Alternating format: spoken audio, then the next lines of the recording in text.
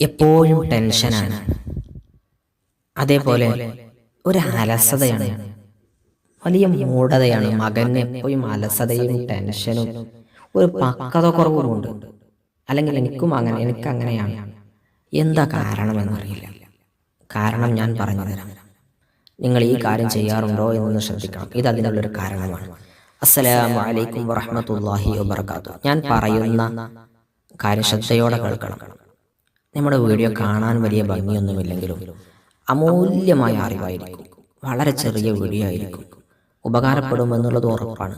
നിങ്ങൾ ലൈക്കും കമൻറ്റും ഒക്കെ ചെയ്ത് കൂടുതൽ ആളുകളിലേക്ക് എത്താൻ സഹായിക്കണം. നോക്കൂ, നിങ്ങൾ ചെയ്യുക കാര്യം എപ്പോഴും ടെൻഷനാണ്, എന്നും വിഷമങ്ങളും മാനസിക പ്രയാസങ്ങളുമാണ്. എന്താണെന്നറിയില്ല.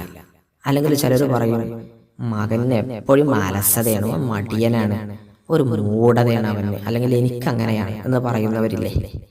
നമ്മുടെ കൂട്ടത്തിൽ ചിലർ പറയാറില്ല എനിക്കൊരു പക്വതയുമില്ല, അല്ലെങ്കിൽ നമുക്ക് തന്നെ തോന്നാറില്ല നമുക്കൊരു പക്വതയുമില്ല എന്ന്. കാരണം ഒരു പക്ഷേ ഞാൻ പറയുന്നതായിരിക്കും. പണ്ടുള്ള വയസ്സായ ആളുകളൊക്കെ പറയാറില്ലേ അസറിന് ശേഷം ഉറങ്ങരുത് എന്ന്.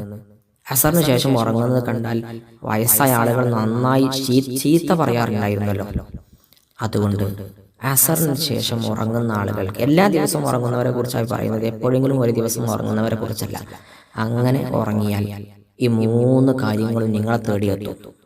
നിങ്ങളെ വിട്ടുപോകാതെ പ്രയാസപ്പെടുത്തിക്കൊണ്ടിരിക്കും ടെൻഷനും മറ്റുമൊക്കെ. ഒരിക്കലും ചെയ്യരുത്. നിങ്ങൾ ശ്രദ്ധിക്കണം. അള്ളാഹു നമുക്കൊരുപാട് നന്മകൾ നൽകട്ടെ. വീണ്ടും കാണാം. അസ്സലാമു അലൈക്കും വറഹ്മത്തുള്ളാഹി.